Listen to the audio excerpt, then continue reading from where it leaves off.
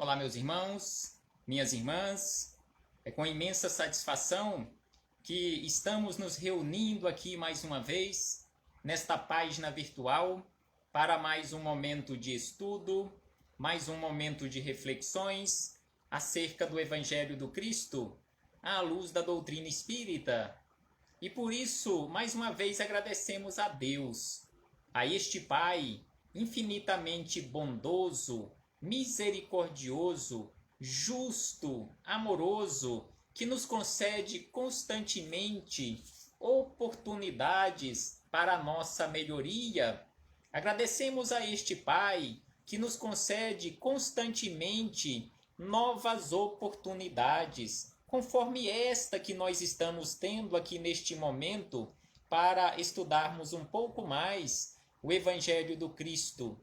E por isso, nós também agradecemos e precisamos agradecer constantemente a Jesus de Nazaré, nosso Mestre e Senhor, guia e modelo para toda a humanidade, conforme nós encontramos fartamente na doutrina espírita, no seu próprio Evangelho de Amor, lá na questão 625 de O Livro dos Espíritos. Agradecemos aos espíritos amigos pelo amparo, pela proteção, pela assistência que sempre tem nos dado ao longo da nossa trajetória. E não podemos deixar de agradecer a todos vocês, irmãos e irmãs de jornada, que se esforçam constantemente para nos reunirmos aqui, para juntos estudarmos o Evangelho do Cristo. Sejam todos bem-vindos, sejam todas bem-vindas em nome do Senhor Jesus, e que possamos aproveitar da melhor maneira possível estes minutos que nos foram reservados no relógio da eternidade. Muito obrigado pela presença, muito obrigado pelos comentários, pelos compartilhamentos, muito obrigado por vocês nos auxiliarem neste trabalho de semeadura, passando adiante a outros irmãos de jornada à luz do Evangelho de Jesus. E hoje aqui nos encontramos para estudarmos o primeiro capítulo do livro Boa Nova. Estudamos recentemente, no nosso último encontro, o prefácio desta obra, que é de autoria do espírito Humberto de Campos, em parceria com Chico Xavier. E hoje nós estudaremos o primeiro capítulo, que tem como título Boa Nova.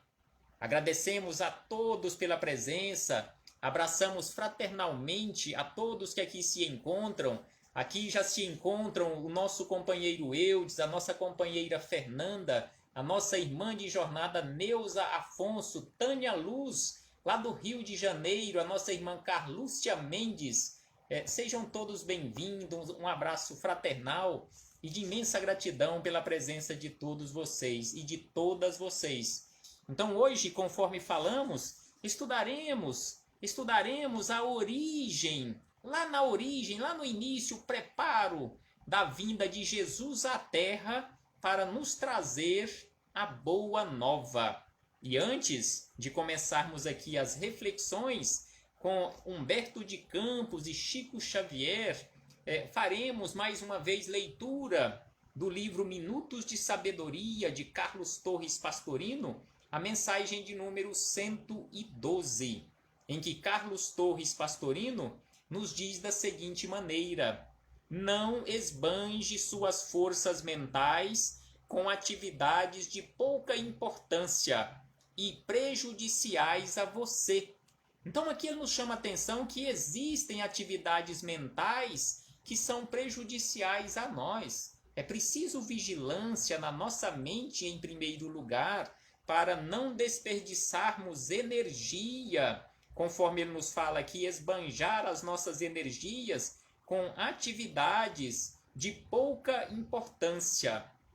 Dê finalidade elevada a seus trabalhos. A alimentação e o sexo consomem demasiada energia mental, se não forem bem equilibrados. Então é preciso, tudo na nossa vida é preciso ser feito, realizado com equilíbrio, inclusive e principalmente as energias sexuais conforme ele está dizendo aqui, e conforme nós encontramos na doutrina espírita, esta energia altamente nobre. E ainda ele diz: canalize sua força espiritual e mental para o sublime ou para os sublimes interesses da humanidade, para a felicidade das pessoas que o cercam e para a sua felicidade, sem sombra de dúvida, para a minha, para a sua, para a nossa felicidade. É preciso canalizar as nossas energias para as melhores atividades na nossa vida. Então aqui fechamos este parêntese com Carlos Torres Pastorino, agradecendo mais uma vez outros irmãos e irmãs que chegaram e se conectaram aqui conosco. Então hoje estudaremos o capítulo de número 1 do livro Boa Nova, de autoria de Humberto de Campos, em parceria com Chico Xavier. E hoje o estudo é um belíssimo estudo acerca da nossa história.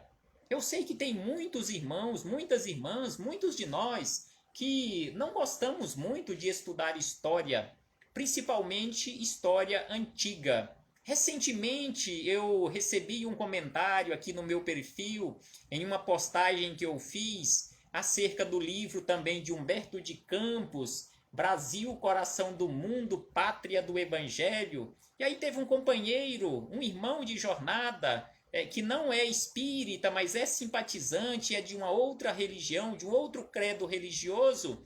E aí ele postou da seguinte maneira: nada a ver com o Evangelho de Jesus. Tudo a ver com o Evangelho de Jesus, porque o Evangelho de Jesus é também a nossa história. A Bíblia, o Antigo e o Novo Testamento, começando lá na Gênese do Antigo Testamento, é a nossa história. Então a Bíblia é um belíssimo livro de história da humanidade que está inacabado. A Bíblia ela não está acabada. Ela foi recebendo livros e mais livros. Os últimos são os livros que compõem o chamado Novo Testamento. Mas quem garante que daqui a alguns anos, daqui a alguns séculos, a Bíblia não terá algum livro acrescentado com a nossa história da atualidade?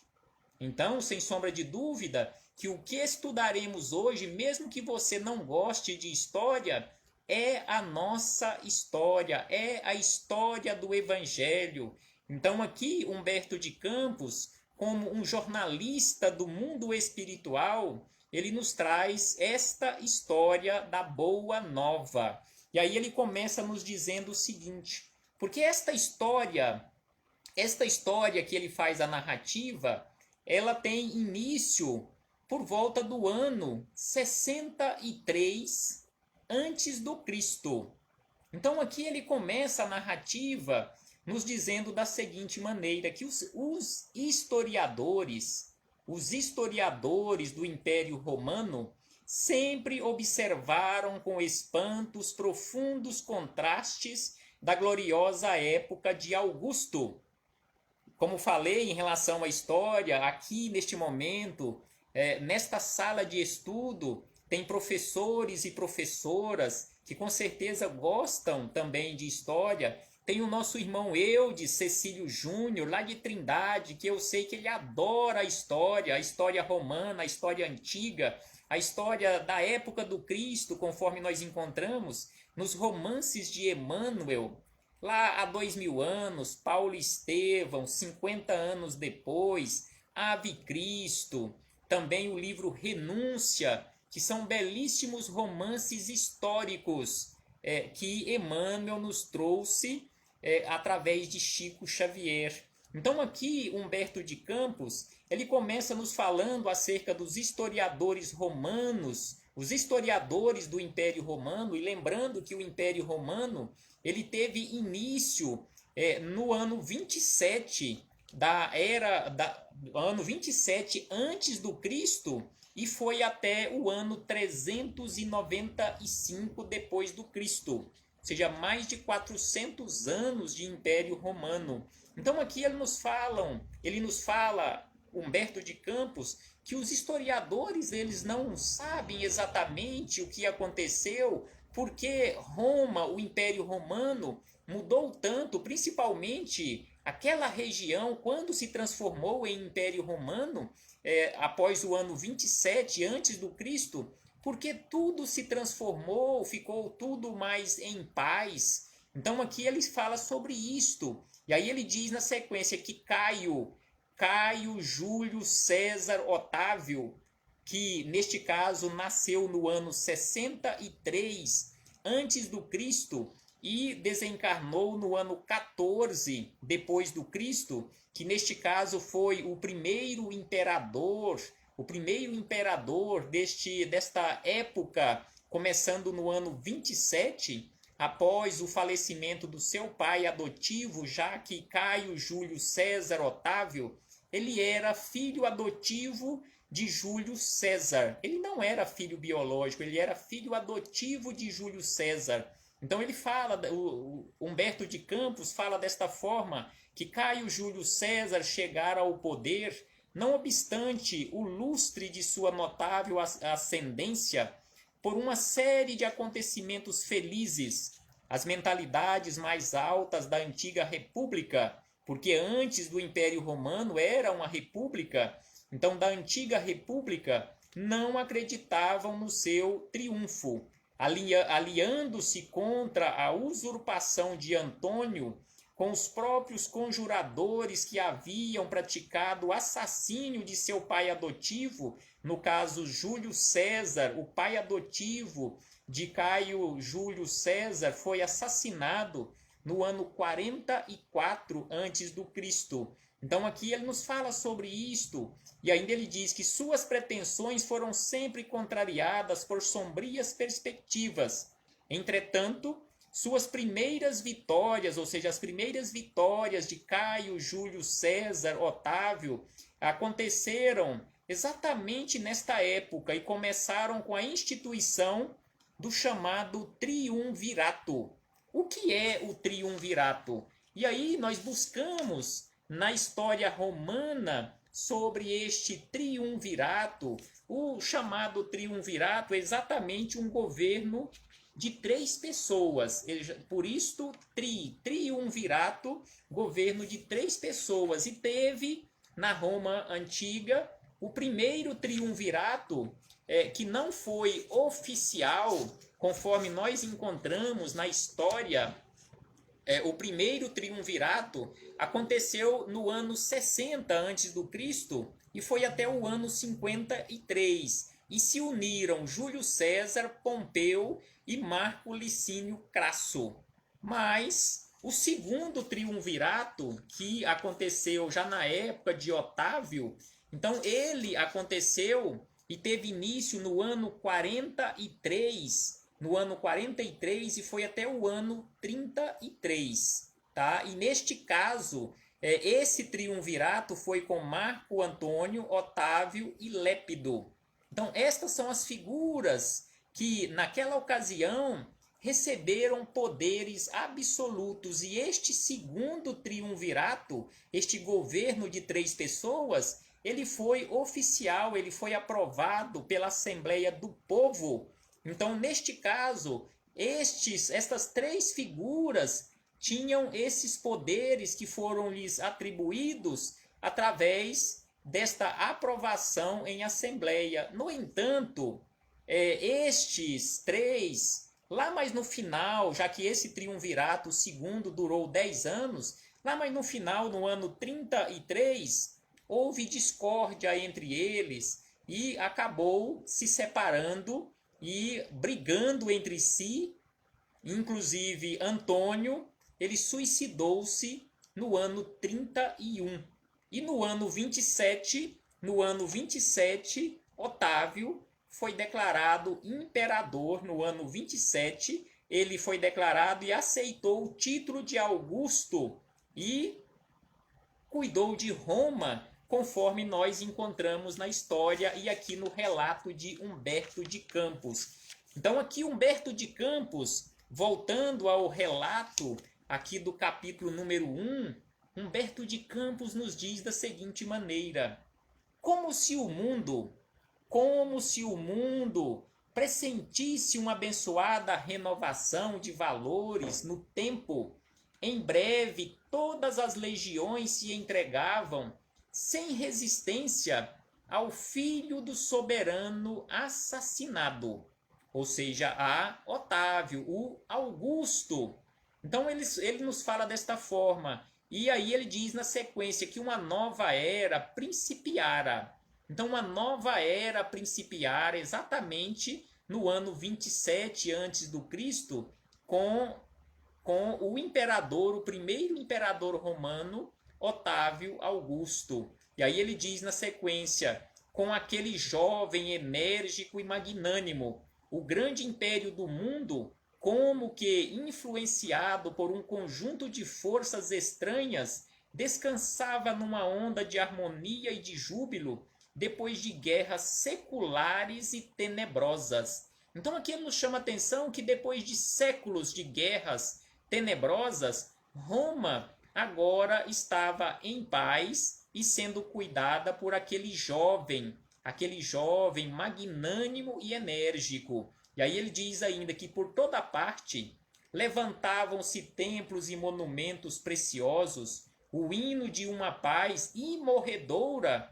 começava em Roma e ia aos lugares mais longínquos, até mesmo até a plebe anônima. A cidade dos Césares se povoava de artistas, de espíritos nobres e realizadores.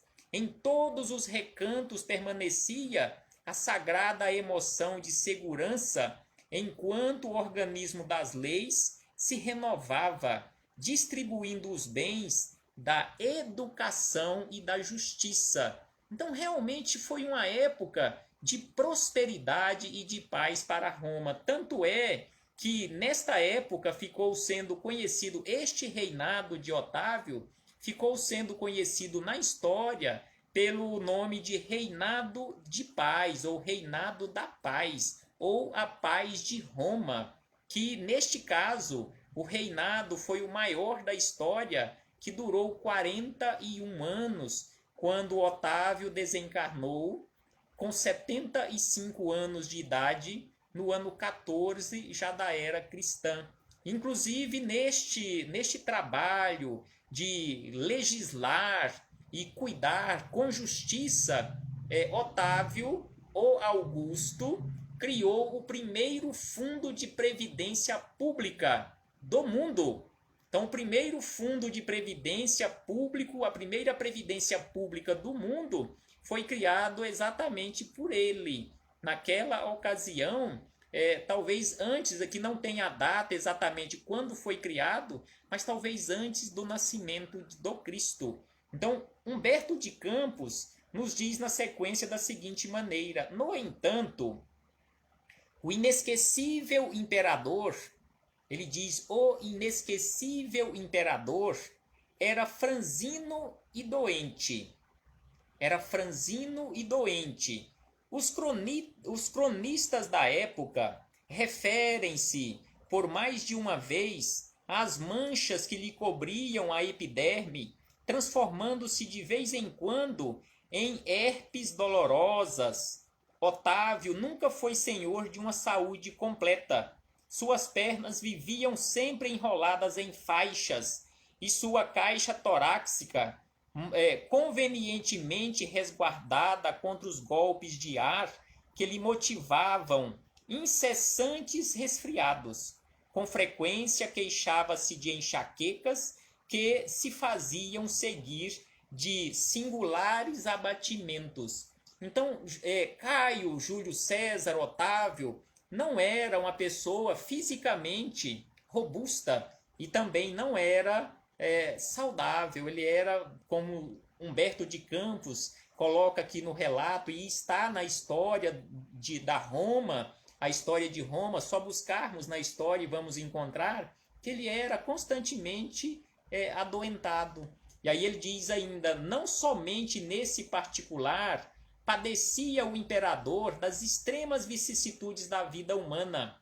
Ele, que era o regenerador ele veio com esta tarefa, era um espírito altamente evoluído que veio à Terra exatamente para realizar essa tarefa, a pedido do Cristo, veio preparar o ambiente para receber Jesus aqui na Terra. Então ele diz que o imperador, ele recebeu essa tarefa de regenerador dos costumes, o restaurador das tradições mais puras da família, o maior reorganizador do império, foi obrigado a humilhar os seus mais fundos e delicados sentimentos de pai e de soberano, lavrando um decreto de banimento de sua única filha, exilando-a em uma ilha, por efeito de sua vida de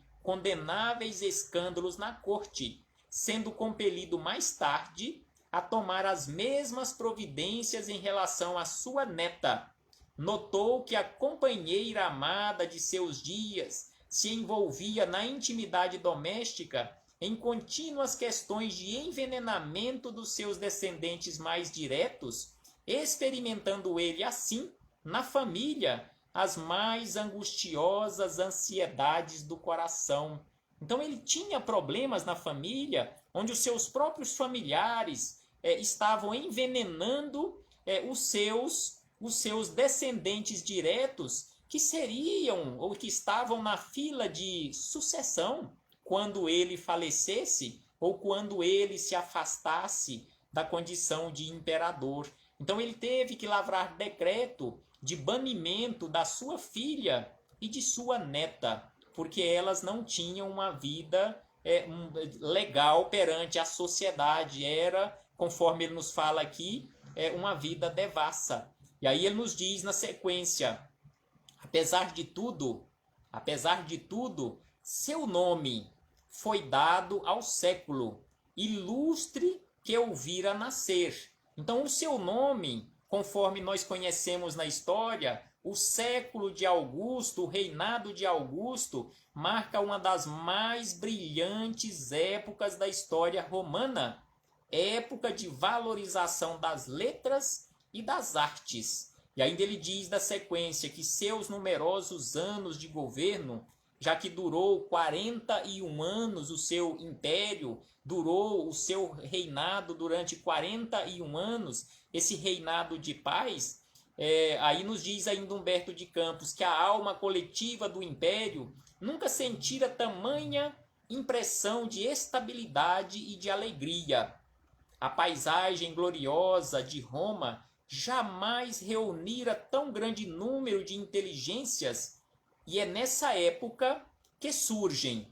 E aí Humberto de Campos cita aqui algumas figuras que nós conhecemos os seus nomes na história, que são figuras que vieram naquela época para dar um colorido diferente àquela região, no campo das artes, no campo das letras e assim sucessivamente. Então ele nos fala aqui que é nessa época que surgem Virgílio, Horácio, Ovídio, Salústio, Tito Livio e Mecenas, como favoritos dos deuses. Em todos os lugares lavravam-se mármores soberbos, esplendiam jardins suntuosos, erguiam-se palácios e santuários, protegia-se a inteligência, criavam-se leis de harmonia e de justiça. Conforme falamos anteriormente, o primeiro fundo de previdência, a primeira previdência pública do mundo,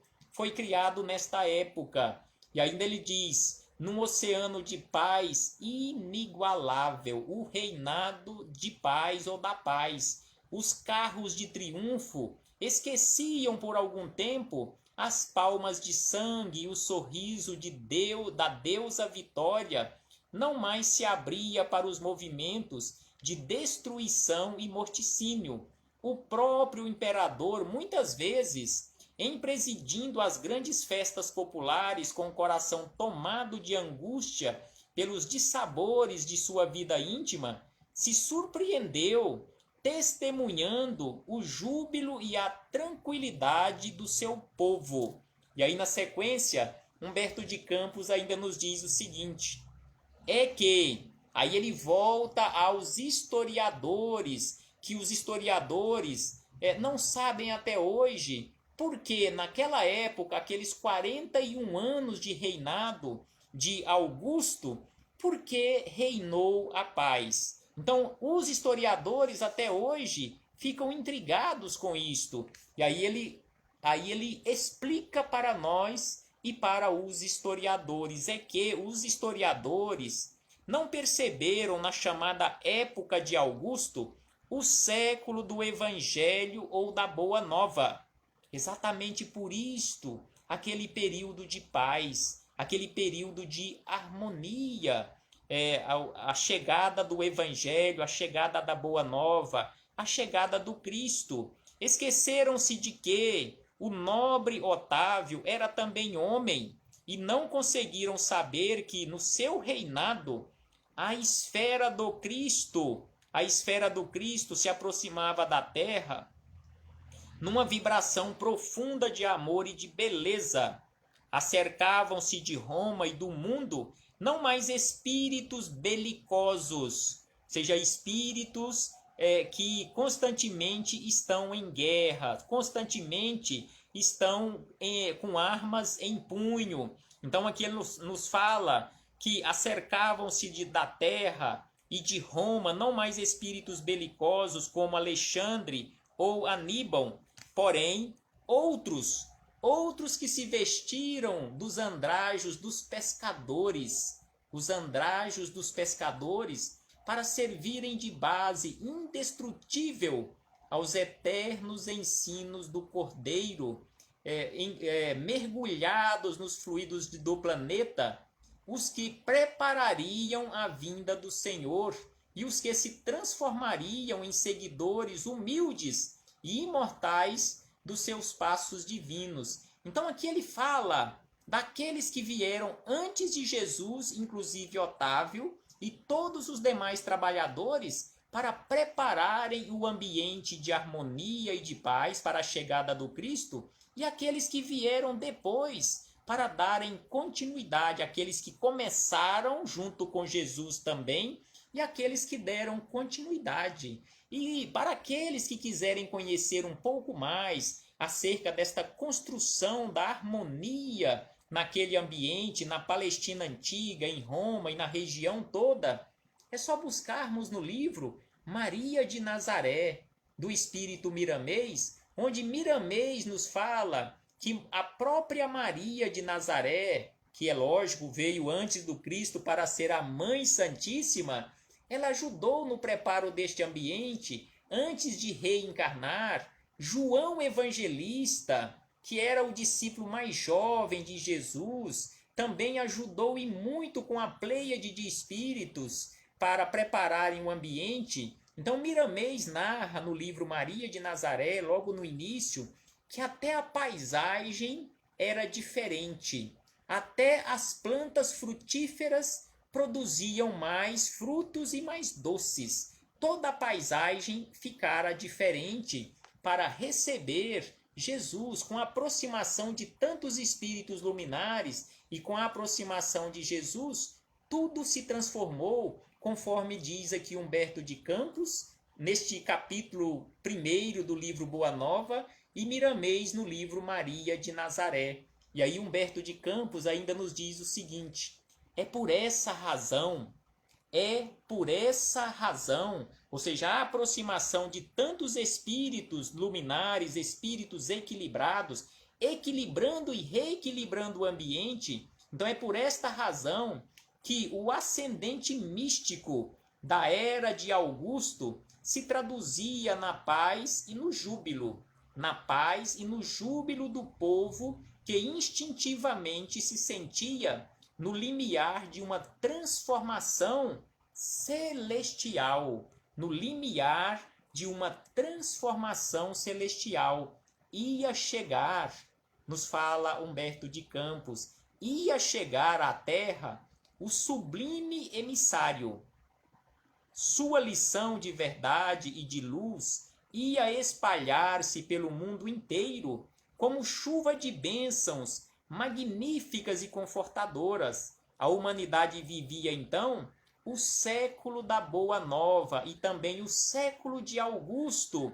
Era a festa do noivado, a que Jesus se referiu no seu ensinamento imorredouro. Então aqui ele nos fala da chegada de Jesus e a sua missão, neste caso a missão de Jesus, trazer a verdade e a luz e espalhar por toda a terra. Então Otávio Augusto, ou simplesmente Augusto, teve como responsabilidade maior preparar também aquele ambiente de Roma para receber o Cristo, receber aqueles que estavam preparando o ambiente, que iriam receber Jesus, dar início ao trabalho, e também para os continuadores, apesar de todas as perseguições que vieram para o futuro, conforme conhecemos na história.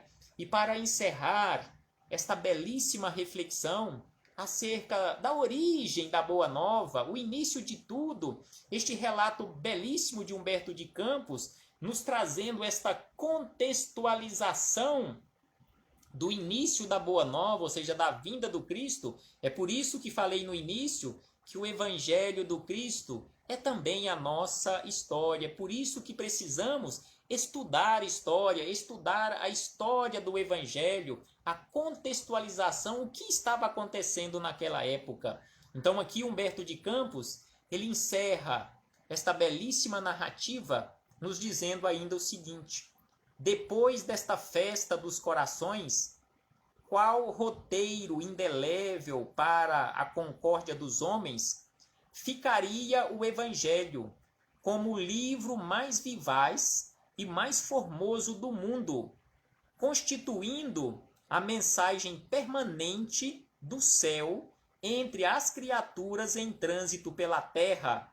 O Evangelho também, nos diz Humberto de Campos, o Evangelho é também o mapa das abençoadas altitudes espirituais. O Evangelho é também o guia do caminho. O Evangelho é também o manual de amor, de coragem e da perene alegria. Então Jesus veio trazer o Evangelho que ficaria conosco nesta condição do livro mais vivaz e mais formoso do mundo, esta mensagem permanente do céu entre nós, para nos auxiliar, nós que nos encontramos em trânsito aqui pela terra, este mapa que nós temos à nossa disposição, e Jesus na condição de guia e modelo para todos nós. E ainda ele diz: e para que essas características se conservassem entre os homens como expressão de sua sábia vontade, Jesus recomendou aos seus apóstolos que iniciassem o seu glorioso testamento com os hinos e os perfumes da natureza, sob a claridade maravilhosa de uma estrela a guiar os reis e pastores à manjedoura rústica, onde se entoavam as primeiras notas de seu cântico de amor, lá na estrebaria quando ele nasceu, e o terminassem com a luminosa visão da humanidade futura, na posse das bênçãos de redenção. É por esse motivo, encerra Humberto de Campos, é por esse motivo que o Evangelho de Jesus, sendo o livro do amor e da alegria, começa com a descrição da gloriosa noite de Natal. Então é por esse motivo que o livro mais lido do mundo, o Evangelho do Cristo e também a Bíblia, o Novo e Antigo Testamento, mas aqui ele está falando do Novo Testamento, o livro do amor e da alegria, começa com a descrição da gloriosa noite de Natal e termina com a profunda visão da Jerusalém liberta, que é toda a humanidade nesta simbologia da Jerusalém libertada, entrevista por João nas suas divinas profecias do Apocalipse. Então aqui encerra Humberto de Campos esta belíssima narrativa histórica essa contextualização da nossa história. Muito obrigado. Muito obrigado a todos vocês pela presença, pela perseverança, mesmo tendo sido um pouco mais longo os nossos estudos hoje, devido a este relato histórico longo da nossa história, o início da Boa Nova, o preparo para o início da Boa Nova. Por isso agradeço imensamente a todos vocês pela perseverança, por nos acompanharem nesses estudos, nestas reflexões. Recebam todos o meu abraço fraternal e de imensa gratidão. E no nosso próximo encontro, estudaremos o capítulo de número 2, que tem como título Jesus, o precursor. Jesus e o precursor. Jesus e João o Batista. Então, neste capítulo 2, Humberto de Campos nos fala sobre Jesus e o precursor, ou seja, João Batista. Paz aos nossos corações e até breve. Até muito breve, quando aqui pretendemos voltar a nos reencontrar com a permissão e graça de Deus para continuarmos as nossas reflexões. Paz do Cristo conosco sempre.